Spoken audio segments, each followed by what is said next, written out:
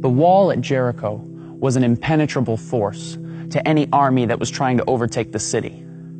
Before even dealing with the wall, the attacking troops would have to navigate their way across a 27-foot wide, 9-foot deep pit that lined the outer edges of the city. Then there was the wall itself, a 17-foot high, 5-foot thick, pure mass of solid stone. If the attacking army managed to get this far without being shot down by archers, all that was left was to defeat the well-trained Canaanite army that was waiting within. This was the reality for a young leader named Joshua and his ragtag Israelite army.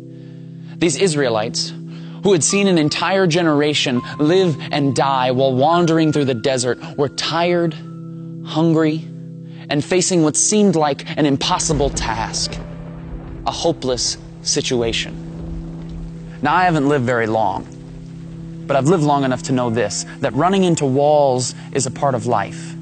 And the bigger the wall, the more hopeless the situation can seem. The large walls of sickness, loss, divorce, addiction, they pop up all around us and they seem impenetrable. And just like the wall at Jericho, these walls rarely stand alone. The walls of our lives are often accompanied by a deep pit of pain, suffering, and despair, and all the while an army of hopelessness attacks us on every side. The question is asked all the time. If God loves us so much and is so powerful, then how could He allow these walls to pop up around me? Now, I don't pretend to have the answer to any of those questions, nor do I pretend to understand just how deep or dark your suffering has been. I simply want to suggest that maybe God does His best work from seemingly hopeless situations. When I read the Bible, I read about people and characters, all who faced seemingly hopeless situations. In fact, I cannot find a single person who walked faithfully with God without first facing a hopeless situation. Adam and Eve ruined paradise by inviting sin and death into a perfect world. A hopeless case. Joseph was betrayed by his brothers for his pride and put in prison. A hopeless case.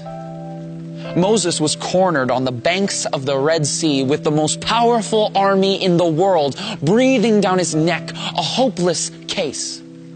Gideon was 300 against 300,000. David stood across the valley from a bloodthirsty giant. Esther was a woman trying to gain a word with a prideful king.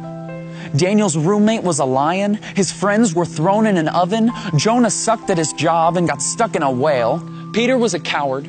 Paul was imprisoned. The 5,000 had no food. Lazarus was dead. Timothy was too young. Abraham was too old. The youngest son was too stupid. The walls of Jericho were too strong. And Jesus was humiliated, hung on a cross, and buried in a tomb, burying all hopes of the revolution that was hoped for thousands of years. Now, everybody was ready to close the book on these stories. The end, game over. But if there's one thing we learn from the Scriptures, it's that we can never place a period where God has placed a comma. Because when all other options have been worn out, when circumstances couldn't get worse, when everything else has failed, get ready, because that is exactly where God shows up. Because Joseph became second in command. The Red Sea parted. Gideon won without lifting a weapon. Goliath's head was on a plate. Esther spoke and the king listened. Daniel tamed the lion. The oven felt like room temperature. Nineveh repented. Peter became the rock. Paul rejoiced. 12 basketfuls were left over. Lazarus was just kidding. Timothy built a church. Abraham built a family. The youngest son came home to a party. The walls of Jericho came a-tumbling down. And Jesus Christ pulled off the resurrection, defeating sin and death. And the creation that had been marred so many years ago was now restored for all time. With God, what seems like a hopeless situation is not only possible, it's favorable. Because only God can turn a mess into a message. Only God can turn a trial into a triumph, a test into a testimony, and a victim into a victory. His power is made perfect in weakness. So let us rejoice in our trials and hold unswervingly to the hope we profess, because He who promised is faithful, was faithful, and will always be faithful, no matter how hopeless the situation.